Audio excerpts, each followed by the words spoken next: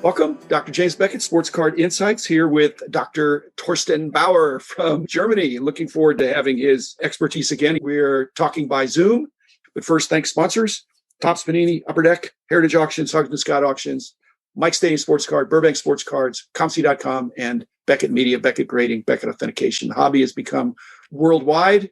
That's a good thing. One of the things that Torsten has done an excellent job of is summarizing his thoughts and sending them to me. And I just think, wow, I want to dig into that further. He had an excellent paper that he wrote, not long, but with enough detail that I could see that there was a lot to discuss about the transferable skills of if you're a collector. I think this is the greatest hobby, but it doesn't stop there. As you experience the hobby and enjoy the hobby, there are things that you pick up that would be of value to you in your career, perhaps. Just to start out, you've written this, and it's your own personal experience that you feel like you really benefited in many ways in your educational pursuits and in your career pursuits from having the hobby sports card collecting experience. So welcome, Torsten. And thanks for having me. Tell us a little bit about your educational background and whether or not you already knew English at some point. When I started collecting basketball cards, it was just about the time that English got introduced as our second language at school. And by then, our vocabulary was weak, of course, but because everything involving basketball cards and basketball was written in English, so I had big motivation to learn the words, learn the expressions. This really helped me also later on because English was also important during my studies. I studied physics and later also did a PhD and wrote a couple of papers, and those were written in English, of course. I also had a research stay at Washington, D.C., couple of months, and yes, it helped to be able to communicate effectively and write effectively in English. So some of your theoretical nuclear physics papers had to be in English? The problem is the community is very small for those papers if you wrote them in German, so the community would be even smaller. So, well, and when I got a PhD, and in many of the PhD programs in America, it depends on the field, but they will require you to have a second language. Was that the case with you? In Germany, you have to have a second language to graduate from high school. That is usually English. And during university, it's not required anymore. Most of our courses were in German. But then when you go on and do your PhD, then it's somewhat required. The other language that counted for that was computer language. I'm wondering if you had that same experience. I was required to, in a PhD in statistics, to have some programming capability with the various computer languages. Not just software literacy, but the ability to understand programming. That was almost like a second language, not a speaking language, but a way of talking to the computers. Did you have some requirements for that? Actually, we didn't have any requirement, but I had it as a minor study, so to speak. It was computer studies, but it was theoretical computer studies. But when I went on to write my thesis, I had to learn some computer studies, but we also had that at school. So this is where I learned a couple of languages. But then, of course, I was learning some at my PhD as well. I'm an exhaustive collector, an international collector from back when I was doing the price guide. So there's a number of cards I have in my collection that when you flip them over to the backside of the card, they're in Italian or they're in Spanish or German or Japanese or some other language. And I'm just wondering, don't speak all those languages. I did take other languages. I took German and Spanish and Latin. Like I said, I did programming, but they weren't really required. But I believe they're of benefit. So if someone's listening to this and English is their first language, but their only language, I think they're missing out on a greater understanding of concepts and meaning, both on the other foreign language, speaking language, or reading and writing language, as well as computer language. So for me, being able to flip the back of the card over, I've got to be able to tell whether it's Spanish or Italian.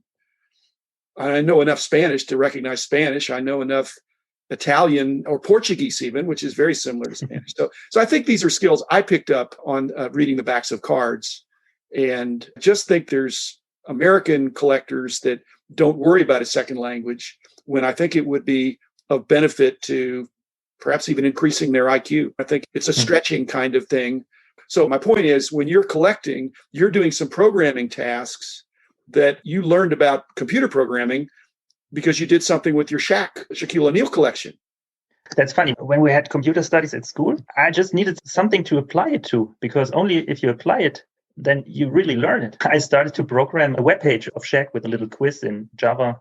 I also learned to do sheets in Excel. I used Word for the very first time when I just wrote the things that I found on the back of my check cards, those trivia and information. I just noted them in Word and self-taught those skills. Yeah. Maybe they're trivial, but when you're young and you start off, you have to do it. You and I are both sitting here with PhDs, and basically we wouldn't have gone that route if we didn't find a way to make it fun, to be studying things that we enjoyed, that we were good at. I think there's some correlation with just having an attitude of enjoying learning and new facts. One of the things you mentioned in your letter to me was about learning a novel sport. And for you, that was basketball. But for many of the listeners now, they're seeing what's happening in soccer, which is well established in Germany and in Europe and South America, but it's not as strong in the sports card field.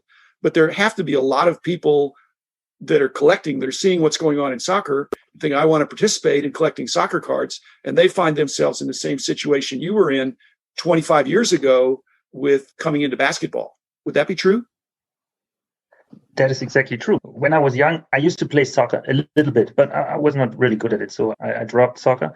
But when I was into basketball cards, I slowly got interested in playing basketball. My parents bought me a basket, so that was nailed to the wall. So I started to shoot some hoops.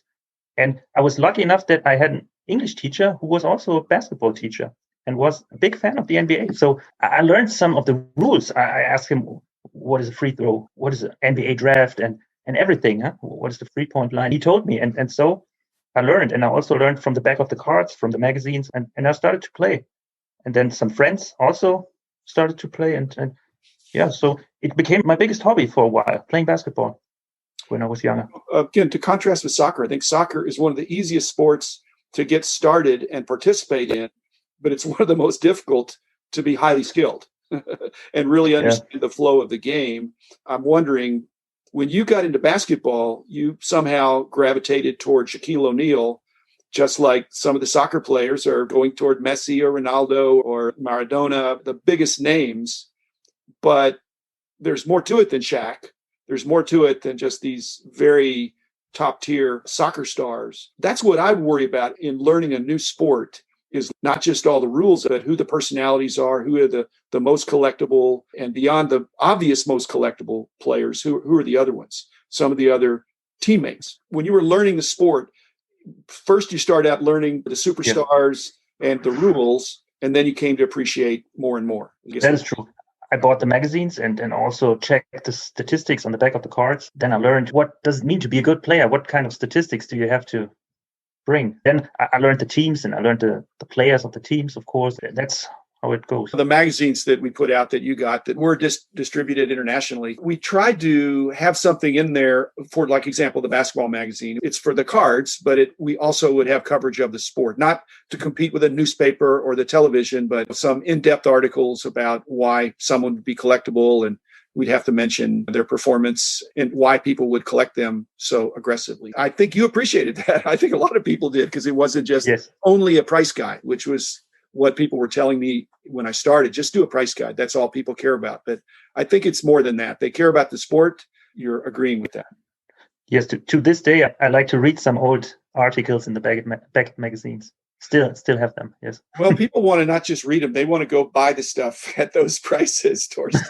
Want to go. And some of the other thing they've done is they've gone back to look at some of the set reviews and things were in the hot lists, and just seeing that how things have changed. It's pretty amazing. When you get a PhD, it's not just because you're smart. There's different kinds of intelligences, but you also, almost regardless of what field, you have to be organized. What benefits do you think you got in your organizational skills that translated into your career and educational accomplishment from organization? Were you sorting the cards, or is it more of the trading and buying and selling? Like I said, I used Excel sheets to categorize cards, and I also made some charts and compared values and compared statistics, for example, of different players. I changed my sorting, sometimes according to sets, sometimes according to players. That changed. You have to be organized, and you have to have a certain attitude, I think. So you have to know what you want and what you're still looking for, what you already have, what other people are looking for, so you can trade with them. So if I know somebody has a cool check card and he's collecting Grant Hill, for example, so maybe I have to first get some Grant Hills from a third party, to then trade with him for the Shack cards. You have to really know and be smart about it. I would say there's more and more products available and apps and things like that for collectors now. But back in my day and in your day as well, if you wanted to do something analytical with the hobby, like you said, you had to do your own Excel spreadsheet. You had to learn Excel. If you were doing any kind of a markup language or web pages or anything like that, and I don't think you were hiring somebody to help you with your hobby. You were learning it yourself. That's what I did for the longest time until it got just too big where I needed to have an IT department, at which case my programming was handed off to the more expert. But it's fun to take on a new project. I just can't imagine that somebody's going to hire somebody to help them with their hobby. They're going to enjoy the hobby themselves. But now there's some off-the-shelf products that allow you to do some of that analytical work. I haven't used those yet, but for example, the newer stuff, I recently started an Instagram page and having some fun with that, uploading pictures, writing little tests under the pictures. Another thing you mentioned was about negotiation skills and three-way trades. If you're a young person, that's sophisticated to think I've got to get the Grant Hills in order to get what I really want, the Shaquille O'Neals. But people are doing that, just like in the NBA itself. Sometimes a third team needs to come in to the trade to make the salary cap work. You have to have something that everybody wants. It has to be a win. And rather than that being more complicated, it actually sometimes makes it easier to get the deal done. So you were doing that in Germany ahead of your time. The other thing you pointed out, because it sounds like from your educational achievement, you would be pretty analytical, but you understand the relational aspect that you can't burn the bridge. A fair trade is sometimes in the perception that the value, when the magazine came out, 2 cards could be worth $10 each in the magazine. Ostensibly, that would be a fair trade. But the problem would be if one of the $10 cards was on its way up and the other $10 card was on its way down. Now, you wouldn't necessarily think that might be the case, but you wouldn't know for sure. If you were always getting it right, then your trading partners would not want to trade with you anymore. I have found frequently now, as I go into more shows, is that I actually prefer to buy cards from people that I like. And I don't enjoy buying cards from people that I don't like. So if someone is trying to make good deals and fair deals, then I'd like to give them some of my business. And I want to get a good deal, but I want to pay a fair price. And if they say, I want $100 for these cards, and I don't want to say, oh, would you take 50? I want to just say, okay, here's $100. That's fair.